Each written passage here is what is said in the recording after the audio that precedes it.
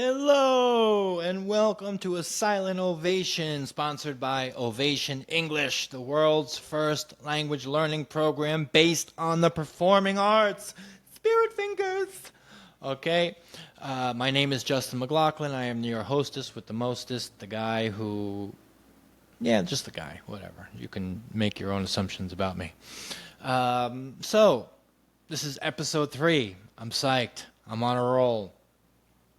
So today, I'd like to get into a little bit of my home life, about my mother and my father and my brother, 3 very important people in my life.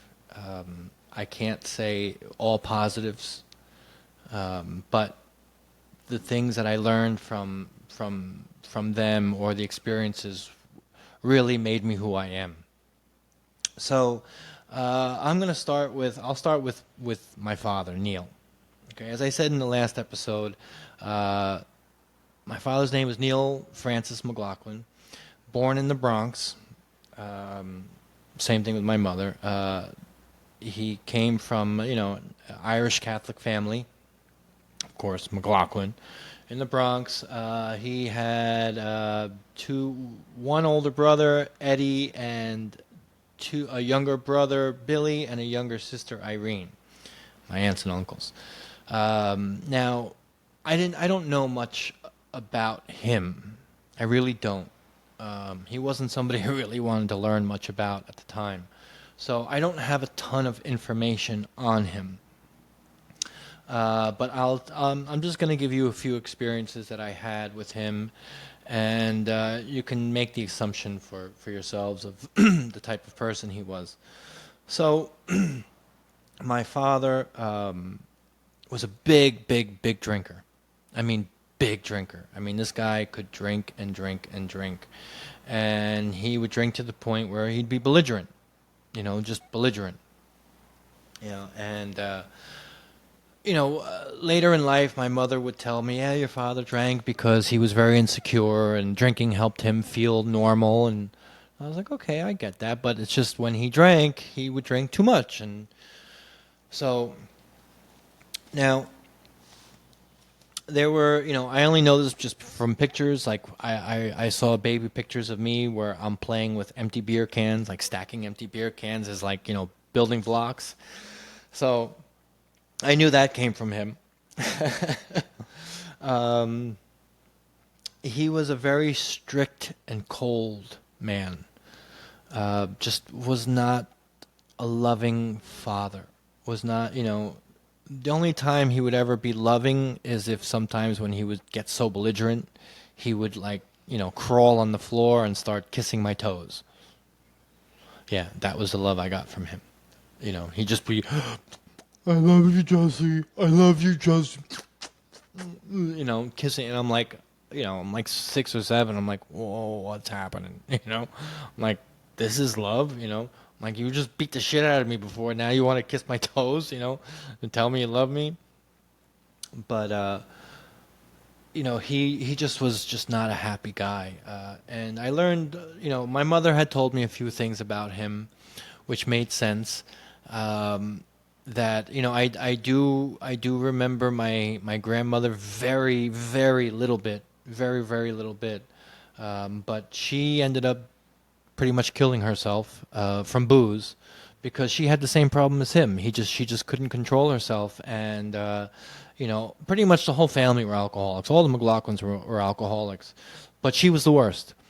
To the point where a bunch of alcoholics took away her booze to say, you can't drink anymore, and she ended up drinking perfume and rubbing alcohol and mouthwash, anything that had alcohol in it. And she ended up killing herself. And that, from what my mother told me, that destroyed my father because he was very close with her. So, once I'd hear these things, the whole thought of he's an animal, he's crazy, went away. But he was very strict. He was a very strict guy. I do remember sometimes at dinner, he would make like a proper dinner. he would make, protein, meat, potatoes, and some vegetables, But he made like peas and spinach, and I couldn't eat that shit. And he was a bastard because he wouldn't let me leave the table unless they were all gone. And I just didn't. I couldn't eat it. So I would stay at the table. He was just a bastard. I mean, he would do good things, but then he would just ruin it by being a bastard. You know, he was just, the other good thing is that he did make us, have chores in the house. Like I wash dishes and stuff like that. I do remember that. So he did have some structure to him. It's just he was so drunk all the time that he just couldn't keep it constant. He wasn't consistent with it. So, I was just afraid of him. There was no love. I had no love for him. I had absolutely no. I didn't look at him and go, Dad. I was just like, when is this guy going to pass out so I can just relax? As I said in the first podcast, a very strong memory of me is waiting underneath the bed, waiting for him to pass out. And I think of it now as, an animal in the wild. They're just, they're ready to go out, but they have to kind of wait for all the, either the predators to clear. And but once he passed out, I was out and about, outside playing, doing whatever I had to do. But yeah, he was a bastard, and the one memory. I mean, really, this is pretty much the biggest memory I have of him was. Now he used to go to work very early because he drove a bus in the Bronx, so he had to get up super early. He had to be in the city by like 4 or 5 in the morning, so he was gone. So I had to wake myself up for school. So one day I missed. I don't know what happened. The alarm didn't go off, or I slept through it. I don't know, but I missed the bus, and I just said, "Oh, I'm dead. I'm dead. I'm dead. He's gonna kill me. He's gonna kill me." So I just said, "Wait a minute. I'll ride my bike to school.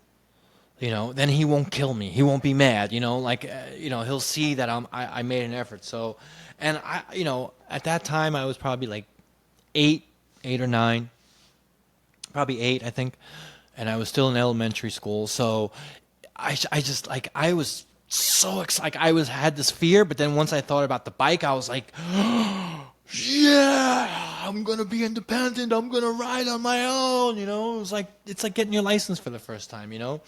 Because I had always had only ridden around the neighborhood.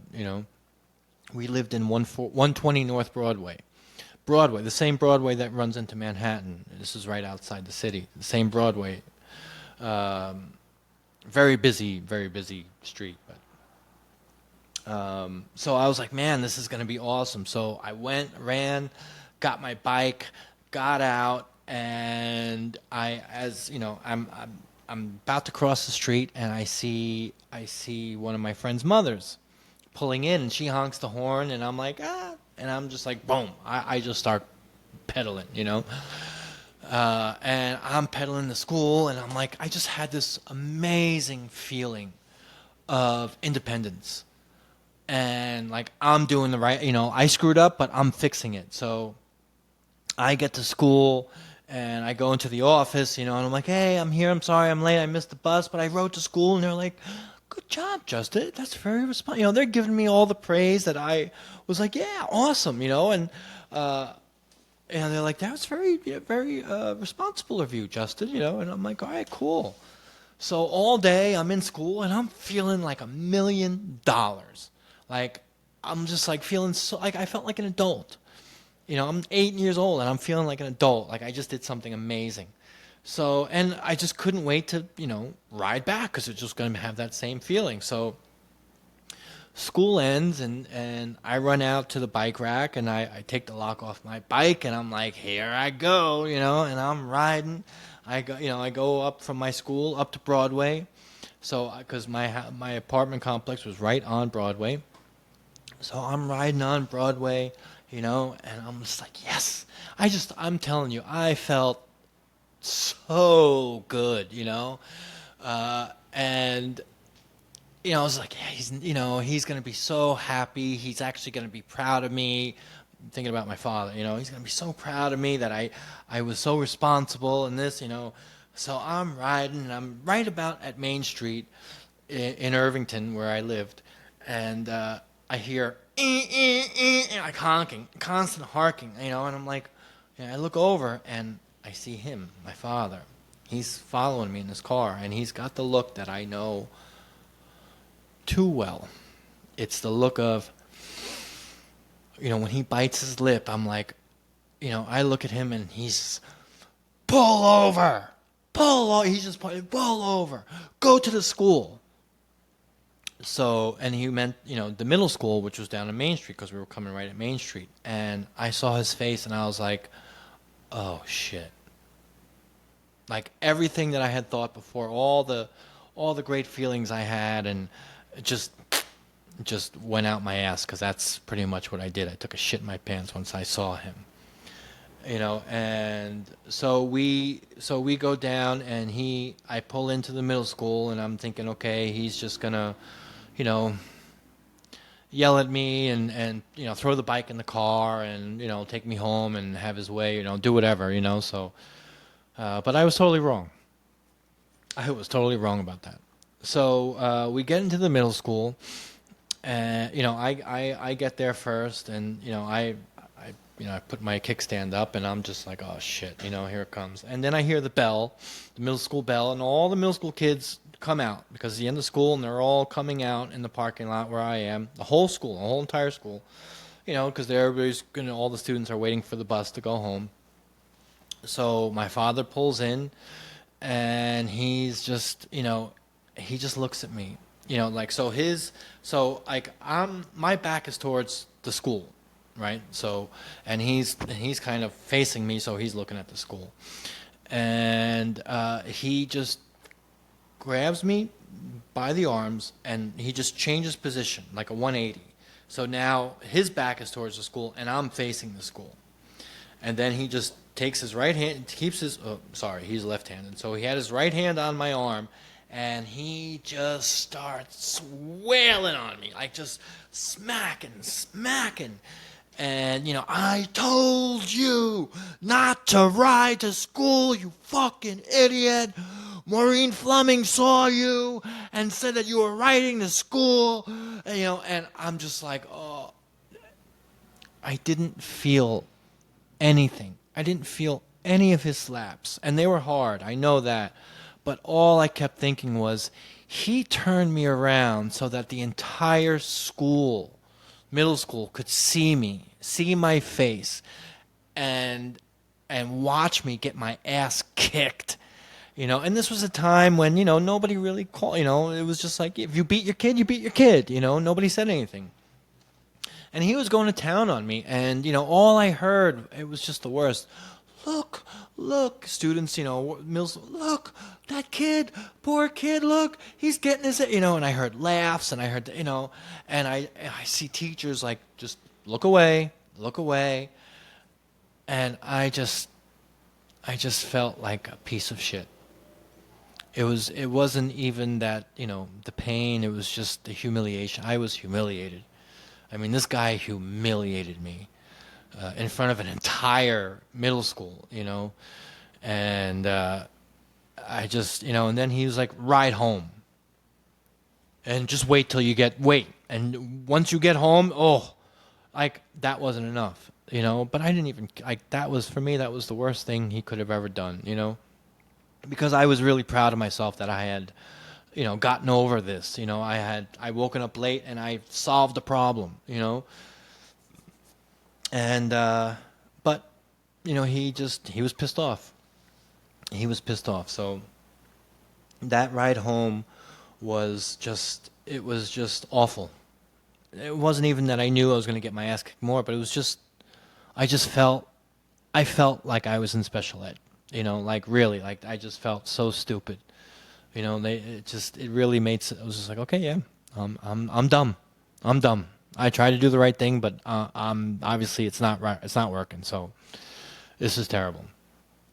So from that point on, my my insecurities just went straight down. I just felt like I was a piece of shit, and I just didn't talk. You know, everybody, kids that were in the middle school who saw it told their brothers or sisters that were in elementary school, and I went back to school next day, and I remember a couple kids were like, "Was that you? Somebody saw you in the parking lot, and were you getting hit?"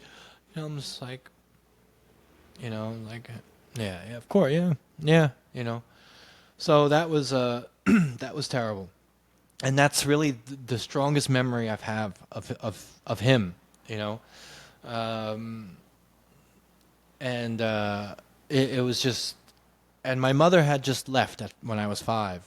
She had enough of him, but she just took off on her own, and she left us with him, and I just was just like, all I wanted was her. You know, I didn't even care that she just took off. I just was like, I need to get out of here. I hate this. And after 3 years of not seeing her, she came back into our lives, and she would kind of visit me while I was still living with my father. She had gotten a job close by, and she would visit me at nights after work. I would wait at the bus stop where I missed, the famous bus stop at 120 North Broadway, and she would come, and I, this is also a big sign of autism. I didn't realize, but I'd be counting the cars. I'd count the red cars, I'd count the white cars, I'd count, like the spotlights, how many spotlights were on. I mean, it was just every night I would just be counting until she got there. I was really into counting. I loved counting. I still do. I count minutes. I love it. It's crazy, but. Yeah, so she would come visit me, like 2 or 3 nights a week, and bring me Pepsi and a yodel. Pepsi and a pack of yodels. That's my mother. Whatever shit that she could put in my mouth, that's what she did. It was always Pepsi and yodels, and she always kept the yodels in the fridge at work, so when I got them, they were nice and cold, and the Pepsi was cold.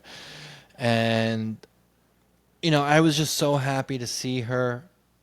I didn't care that she wasn't there. I just was, and I didn't tell her what was going on. I just never said anything. I never said stuff like that. Didn't tell her what was happening at the house or anything. And it wasn't. She only came for like 5-10 minutes, listen to a song or two, and then she'd take off and go see her boyfriend, Chuck, and that was it until like I think I was like 9, and she was very serious with this guy Chuck, and he helped get her apartment in the apartment complex next to us, which was 140 North Broadway. So I was living in 120 North Broadway with my father, and then I moved to 140 North Broadway with my mother, which was pretty much just a hop of the fence, and I was there. And living with her was the end of that nightmare. Was the end of that nightmare. And what I didn't know, it was the beginning of another. It was just a hidden nightmare. So, I didn't I didn't go visit my father much, and plus the year that I left, he was dating this one woman named Pat Neve, I believe. Very nice lady. But, my brother and I, when we met her, and she was cute, cute, and she seemed normal, and we just kept saying, what the fuck is she doing? Like, what is she doing with him? Doesn't she see it? My father was a good-looking dude. I mean, obviously, he gave me some looks and from my mother as well. So, but he was just a shithead, just a real shithead. So my brother and I just had no idea what that, we just thought that she was so dumb. So, but, he was so into her and everything. And, as I said, the last year that we were living with him, she was at the house a lot. And he was such a bitch because he was so nice, like so sweet with her. And like just a total asshole to us, And I was just like, what a dick, And that's why we didn't understand. Like, how come she doesn't see this? But she couldn't. I guess, he was good. He was good at acting, I guess. I guess that's where I got that from. But so he was very busy with her, and so that was good. Kept him busy, and then I lived with my mother. But you know, eventually he ended up marrying Pat and moving to Brewster, New York. He moved into a nice condo, and he ended up having a kid with her, which her name is Ashley. I had met her, I think, once or twice. A very sweet girl. I don't know what happened to her since, but I know she's out there. And Ashley, if you ever hear this, I want you to know that I always think about you, and I hope you're doing well. But and so once they got married, and he started playing house. So we'd go over for Christmas, because he'd ask us to come over, and we're like, really? So we'd go over, and he'd be like giving us big hugs and kisses, and I'm like, who the fuck are you? you know. But I was like, all right, he's happy, all right, all right. But I was just like, this is all bullshit, It's like I knew it even at that age. I was like, this is all crap, But whatever. But I was just happy that he was happy and he was starting his life over, and he was getting he was doing well, and he was about to retire, or not about to retire, but he had worked for the city for a long time, so when he was ready to retire, he was going to get a great pension. But you know, the problem with alcoholics is if it's a battle, it's an everyday battle, and he couldn't do it. So, and Pat was a drinker. She liked to drink, so he drank, and he didn't drink like her. She drank to have fun and do whatever, but he drank to get fucked. He didn't know any other way but to get fucked up. And then, the true Neil McLaughlin would come out. And she eventually saw that, and she ran for Z Hills, like a good woman should, smart woman should. Take your kid and run. And, he ended up pretty much living alone for the rest of his life. I didn't really know much about him after I think the last time I saw him was like a Christmas. I think I was like 11. I think about 11, and then I hadn't seen him until I was 18, and it was actually the last time I saw him. So the reason was, I'm living with my mother, and he's got his thing, and I just put him out of my mind. Really, I erased him. I didn't even think he was even alive. Because I knew he had his issues, and I just didn't want to deal with him or my issues. Anything that I had, any issues that I had as a kid with him, I just locked away. Because I just wanted to go forward. I had my visions, and I wanted to achieve them. I wanted to do whatever I could. So I didn't, I locked everything away. Everything away. Really far away. And locked really tight. So, I had just finished high school. I had just graduated high school, and I had this sum of money that I had gotten because, and I'll tell this story later on, but in the next episode. But I got hit by a car when I was 5. I was playing in the road by myself, Broadway by myself, at the age of 5, and I got hit by a car, and I had some insurance money that I wasn't allowed to touch until I was 18, so it accumulated. It had accumulated. So when I was 18, I wanted to go to school, to college, and I needed that money. And my mother had told me that my father had control of that, and I needed to go see him and get so I could take that. And so I was like, really? I'm like, I haven't seen him in years and years and years and years.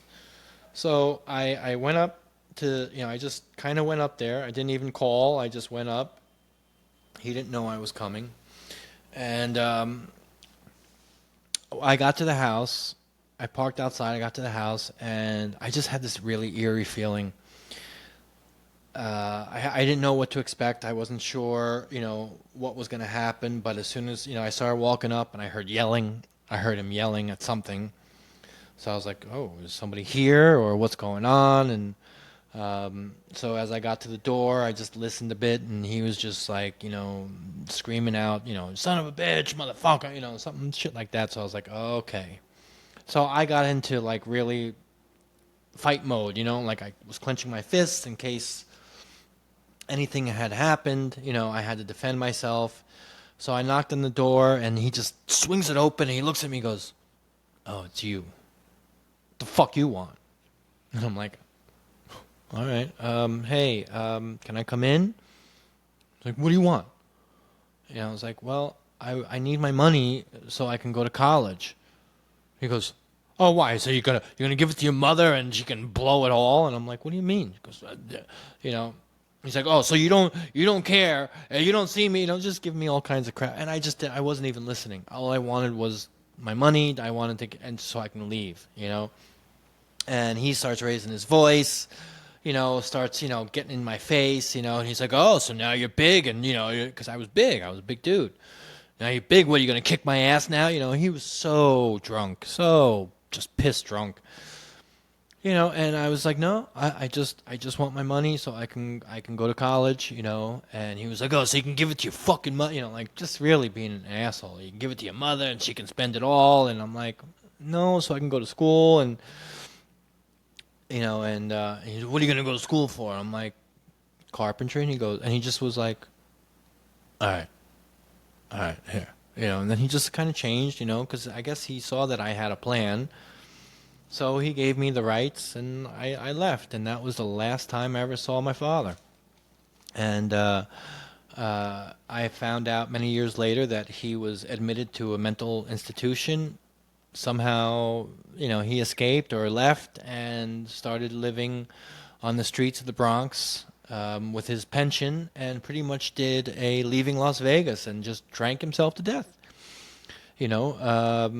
That's pretty much what he did. So my father pretty much did exactly what his mother did, and I'm sure other people in his family did, and just drank himself to death. So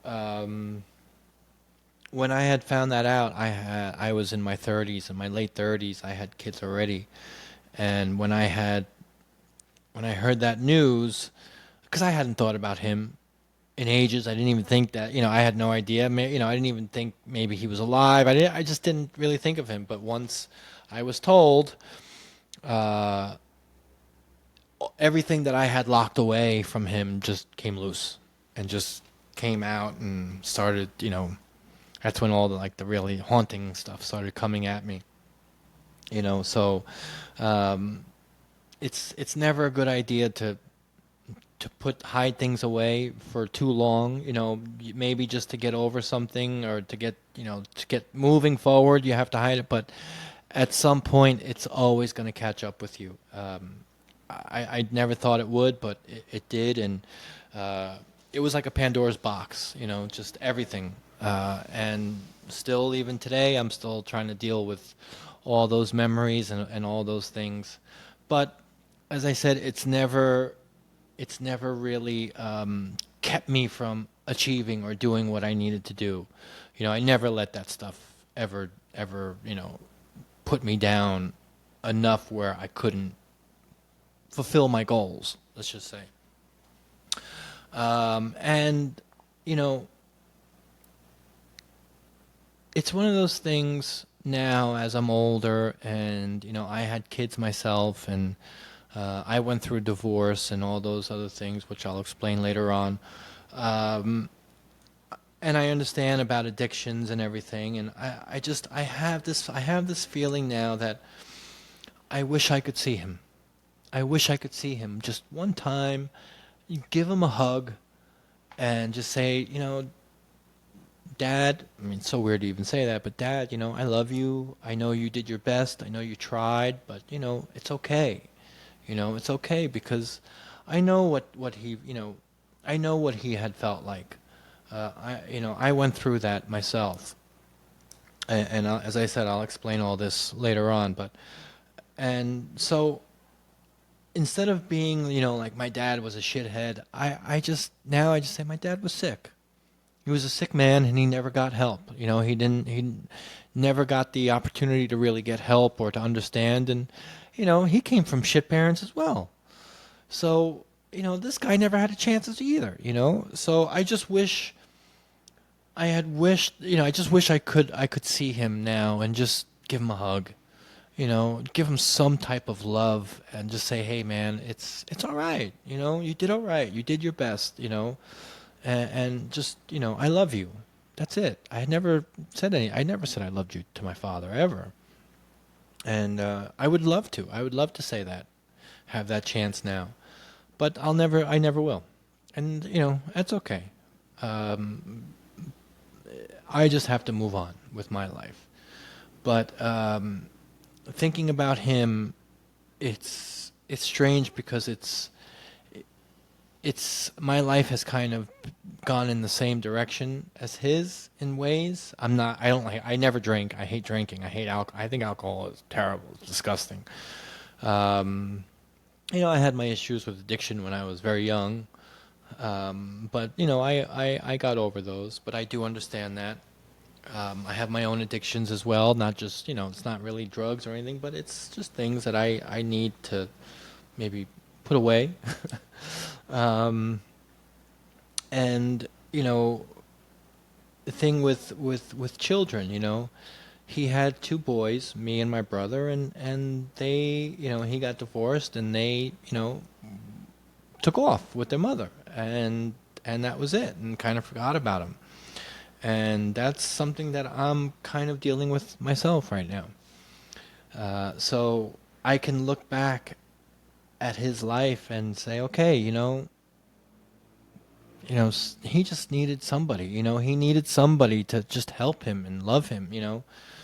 I thought that Pat was going to be the one, or it was the one, but I think she didn't realize how sick he really was. You know, she was younger and she just was kind of naive, but she just didn't. I guess she didn't get it until it was too late. Um, but he really needed guidance and he really needed the love, and you know,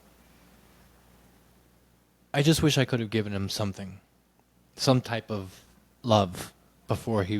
But as I said, that's life. That's how we go. But boy, that was nice. I don't really talk about him much. So that's why I'm saying this whole podcast thing is really cool. It's a great way for anybody to just let out everything that they have inside of them. And if people listen, cool. If they don't, who cares? You're still getting something out of it. I'm getting a lot out of it. I really enjoy this. So that's episode 3. And thank you for listening. This is the Silent Ovation. My name is Justin McLaughlin. We are sponsored by Ovation English, the world's first language learning program based on the performing arts. So what that means is you learn English through music, acting, and all kinds of performing arts techniques, which makes it so much fun. So until next time, peace out, everybody.